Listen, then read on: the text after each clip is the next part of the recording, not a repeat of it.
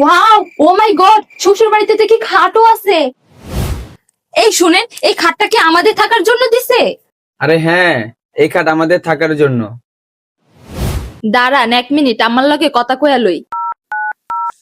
Hello আম্মা, তুমি তো কইছিলা শ্বশুর বাড়ি গেলে বুঝবি মজা।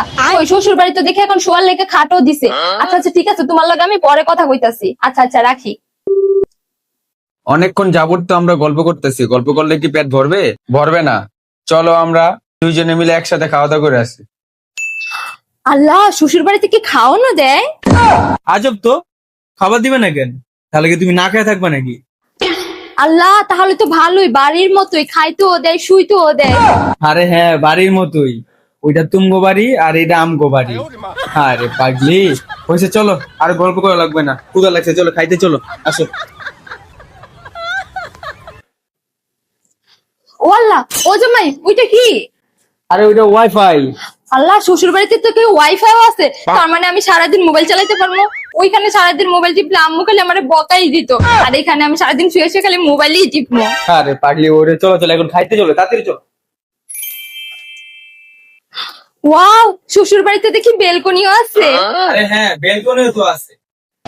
বুঝলাম না, মানুষ কি জন্য বলে শ্বশুর বাড়ি ভাল লাগে না? শ্বশুর বাড়ি খাইতেও দেয় না, শুইতেও দেয় না, শ্বশুর বাড়ি সারাদিন অশান্তি আর অশান্তি। আমি তো দেখি শ্বশুর বাড়িতে সবকিছুই আছে, শ্বশুর বাড়িতে খালি শান্তি আর শান্তি। খোকা, কই তুই? বড়ে নিয়ে খেতে আয়। ওই যে আপনার আম্মা ডাকতেছে খাবার জন্য, যান খাইতে যান। আজকে থেকে ওটা শুধু আমার আম্মা না, ওটা তোমারও আম্মা।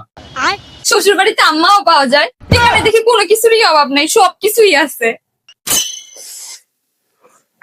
আম্মা, খাবারটা কিন্তু অনেক মজা হয়েছে। আচ্ছা, আজকে থেকে কি আমি আপনাকে আম্মা বলেই ডাকবো?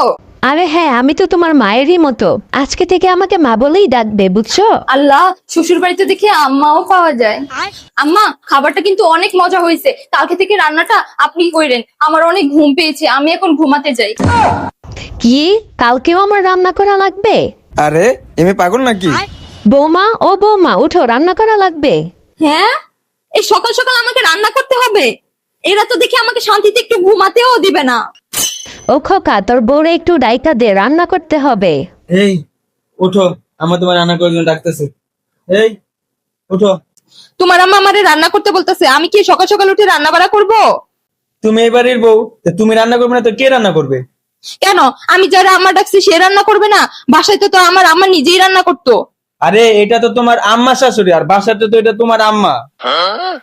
ও, তাহলে আম্মা শাশুড়ি। আচ্ছা তাহলে যাই, উঠে গোসল করে রান্নাটা করেই নি।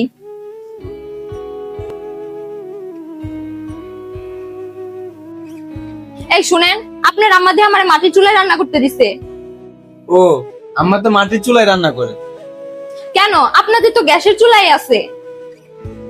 আছে, কিন্তু গ্যাসের চুলা আমার রান্না করে না, আমার রান্না করে মাটির চুলা। কিন্তু আমি তো মাটির চুলায় রান্না করতে পারি না। আরে সমস্যা নাই, আমার আম্মার শাশুড়ি আছে না, উনি তোমার শিখাই দিবেন, যাও। যাই তাহলে রান্নাটা করেই নে। উফ, কাজ করে ক্লান্ত হয়ে গেছে, এখানে একটু বসি। বৌমা, সুযোগ পেলে শুধু বসে থাকো তাই না? শুধু কি রান্না করলে হবে? সবাইকে বেড়ে দিতে হবে না? আসো, সবাইকে খাবার বেড়ে দাও। কেন, আমাকে বেড়ে দিতে হবে খাবার? তো তুমি খাবার বেড়ে না দিলে কে দিবে?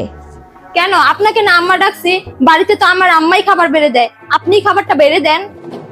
ওইটা তোমার আম্মা ছিল, আর আমি হলাম তোমার আম্মা শাশুড়ি, বুঝছো? ও আচ্ছা, আসতেছি।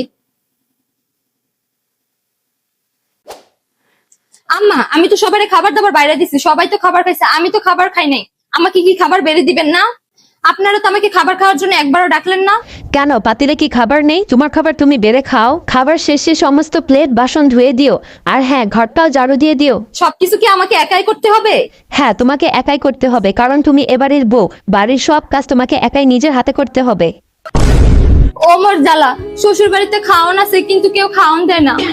সুন্দর সুন্দর সুপার আছে, কেউ বসতে দেয় না। বেলকনিতে কত সুন্দর ভিউ আছে, কেউ দেখতে দেয় না। জামাই আছে কিন্তু জামাইয়ের সাথে একটু সময় কাটাতে দেয় না। এটাই হলো শ্বশুর বাড়ি। আমার ঠিকই বলছিল, বিয়ের পরে বুঝবি মজা, এখন বুঝতেছি।